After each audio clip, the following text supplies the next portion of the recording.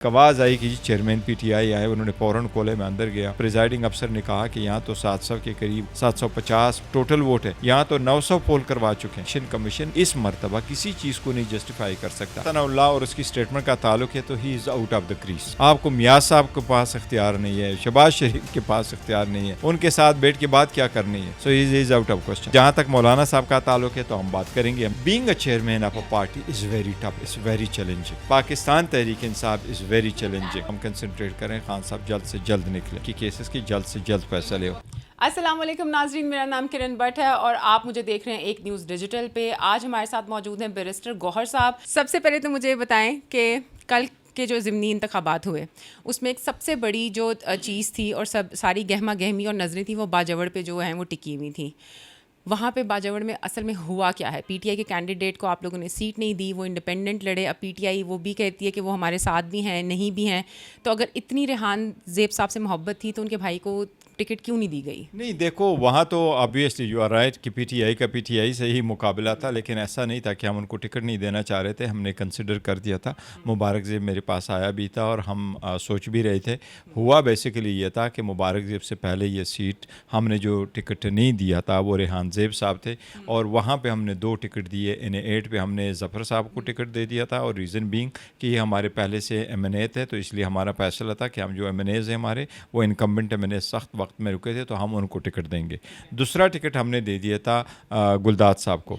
गुलदाद साहब को हमने टिकट दिया। अब उसकी डेथ के दौरान ये जो इलेक्शन हुआ ये वो बाई इलेक्शन किस्म का था, जो एक्चुअली वो जनरल इलेक्शन का एक हिस्सा था। उसमें चूँकि ऑलरेडी हमारे टिकट उनके पास थे और हम कोशिश फ़कत ये करना चाह रहे थे कि अगर ये दोनों जीत जाए तो हमारे पास सुन्नी इत्तेहाद काउंसिल की एक सीट आ जाएगी। और जो एक इशू है कि सुन्नी इत्तेहाद काउंसिल है वो एक पार्लियामेंट्री पार्टी है कि नहीं, उस तनाजुर में हम देख रहे थे।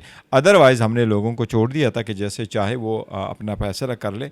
और रेहान ज़ेब का भाई मुबारक ज़ेब जो भी लड़ रहा था वो भी खान साहब के टिकट के साथ लड़ रहा था, तस्वीर के साथ लड़ रहा था और पीटीआई वाले ही चल रहे थे और इंशाल्लाह वो हमें दोबारा ही ज्वाइन करेंगे और हमारे साथ होंगे। So no big deal, it was for this purpose कि हमने अपने उन कैंडिडेट को पसंद किया था। तो आप मतलब ये तासुर देना चाह रहे हैं कि जो कोई खान साहब की तस्वीर के साथ भी लड़ेगा इलेक्शन, चाहे वो एज एन इंडिपेंडेंट कैंडिडेट लड़ रहा है, तो पीटीआई उसको सपोर्ट करेगी? देखिए पीटीआई उसको ज़रूर सपोर्ट करेगी क्योंकि वो खान साहब के पास हमारे पास आए थे और हम उनको कह रहे थे और हमने ये नहीं था, मैंने वीडियो रिकॉर्ड करवाया था। हम चाह रहे थे कि लोग गुल ज़फ़र को सपोर्ट करें, हम चाह रहे थे कि लोग गुलदाद को सपोर्ट करें, लेकिन हमारे वर्कर है वो बिल्कुल फ्री है, वो डिसाइड करते हैं। वो लोकल डायनामिक्स कुछ और है, वो उन्होंने उसको वोट दिया, हम उसकी बर कदर की निगाह से देखते हैं और इंशाल्लाह वो सीट भी हमारी ही है, उसका भाई कोई डिफरेंट नहीं है। नहीं, मैं अब ये एक मतलब अगर मैं एज अ वोटर हूँ ना तो मैं अब कंफ्यूज हो गई हूँ कि मैंने उनको वोट देना है, गुलदाद साहब को वोट देना है, सुन्नी इत्तेहाद काउंसिल को देखना है यहाँ पर, क्योंकि आपको पता है वहाँ पे लोकल लोग जो है लोग फैसला खुद करते हैं, लेकिन हम चाह रहे थे कि हमारे कैंडिडेटों को दिया जाए। पर उसके पास सिंपैथी का वोट ज़रूर आया। उसकी भाई की डेथ हो गई थी,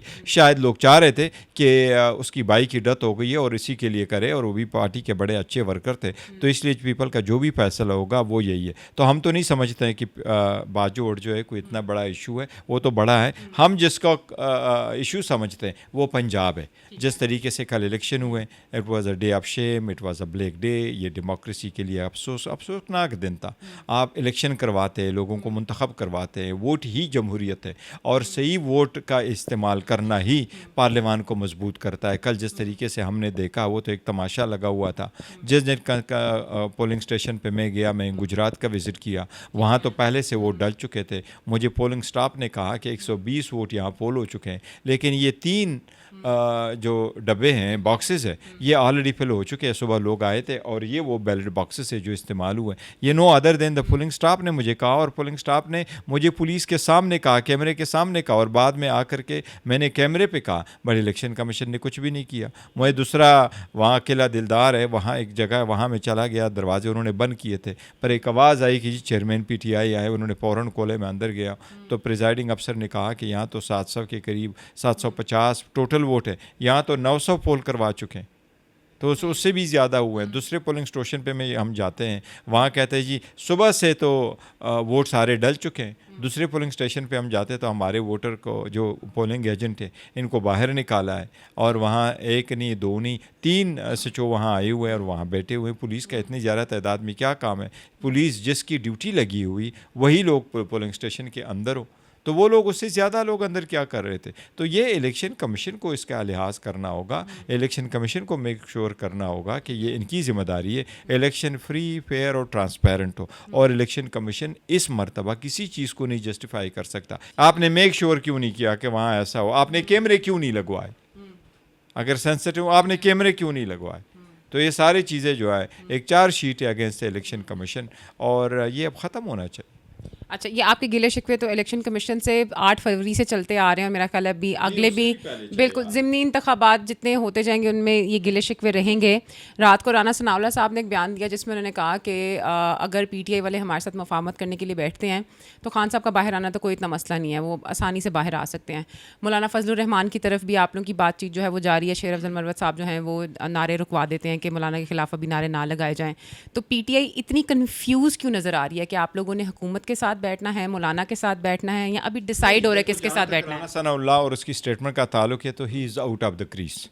उसकी बात को हम सीरियस नहीं लेते, नहीं वो गवर्नमेंट में, नहीं उसको गवर्नमेंट वाले कंसिडर कर रहे। वो जिसका साथी था, जिन लोगों ने उसको बाहर रखा तो बाहर ही है।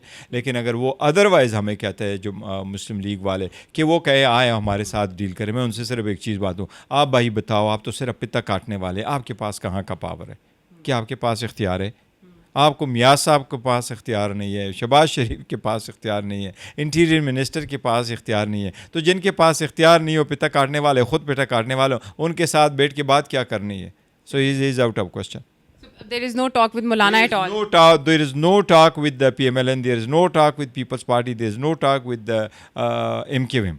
और जहाँ तक मौलाना साहब का ताल्लुक है तो हम बात करेंगे। हम चाहते हैं कि वो 1 पॉइंट एजेंडा पे हमारे साथ आए। हम कोशिश ये करना चाह रहे थे, कोशिश ये करना चाह रहे हैं कि आइंदा किसी भी इलेक्शन में कोई भी रिगिंग ना करे, और ये एक जनरल पब्लिक कंसर्न है और होना भी ऐसे चाहिए कि इलेक्शन जब जब हो उसमें रिगिंग ना हो। कोई भी जो आवाम की मर्ज़ी है, जिसको वोट देना चाहे, अच्छे बुरे को, वो अच्छा फ़ैसला कर लेते। ये आवाम का राइट है, कॉन्स्टिट्यूशनल राइट उनका है, वो फ़ैसला करे, वो जिसको वोट देना चाहे वो वोट दे दे।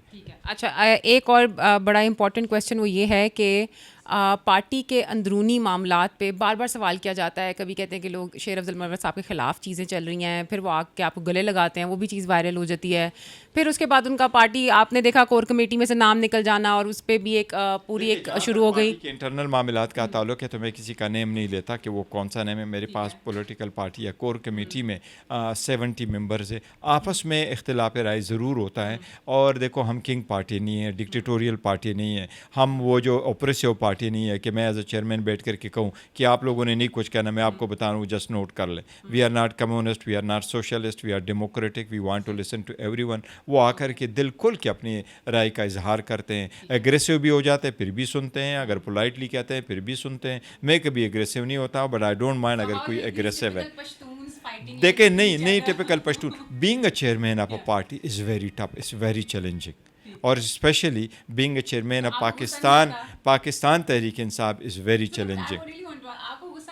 नहीं, मुझे नहीं आता कि being a chairman is very challenging. अगर मैं उन लोगों के साथ गुस्सा करूँ, वो किसके पास जाएंगे? वो आपस में गुस्सा करते हैं, मैं इंटरवीन करता हूँ, लेकिन मैं अकेला नहीं करता। मेरे साथ उमर यूब साहब है, शिबली फराज साहब है, असद केसर साहब है। और देखो, हम एक टीम वर्क काम कर रहे हैं, हम टीम वर्क काम कर रहे हैं। खान साहब के इंस्ट्रक्शन, खान साहब के अप्रूवल, सब बातों पे ले रहे हैं, लेकिन हम टीम वर्क करना चाहते हैं। भाई, ये आपको यकीन दिलाता हूँ कि अगर वो इख्तिलाफ राय रखते हैं तो उनका राइट है। अग्रेसिवली रखे, पोलाइटली रखे, वो इंटरनली हमारे साथ जिक्र करे, वी डोंट स्टॉप देम। मैं इसलिए आपको कह रहा हूँ कि हम डेमोक्रेटिक है, डिक्टेटोरियल नहीं है। ना उन पे प्रेशर डालते हैं कि आप ना बोले, न उनको पिन पॉइंट करते हैं कि आपने ये बोलना है पर ये बात आप कर नहीं सकते। यू आर कट ऑफ, आपने एक मरतबा इख्तिलाफ किया, नेक्स्ट टाइम आप नहीं आएंगे। नहीं, हम कहते हैं कुल की बात करो, जो फैसला हो जाता है वो कंसेंसस से डिसाइड कर लेते हैं और फिर सब लोग उसको फॉलो करते हैं। So last question from you is what are the latest instructions from Khan साहब फ्रॉम द जेल? बिकॉज आप लोग लास्ट टाइम में लीगल टीम सारी मिली भी है और बड़ी बातें आई कि जी शीशे लग गए हैं और वो बल्बों में से जो है वो सारी चीज़ें निकाली है। खान साहब के ज़ाती केस का ताल्लुक है, वो हमारे साथ डिस्कस नहीं करते, वो अपने केसेस पे कंसर्न नहीं है, लेकिन हम बहुत ज़्यादा कंसर्न है। उसके वोटर, सपोर्टर और पूरा पाकिस्तान कंसर्न है खान साहब कब निकलेंगे। तो सबसे पहली बात तो ये काम कंसनट्रेट करें खान साहब जल्द से जल्द निकले और उनकी केसेस की जल्द से जल्द फैसले हो।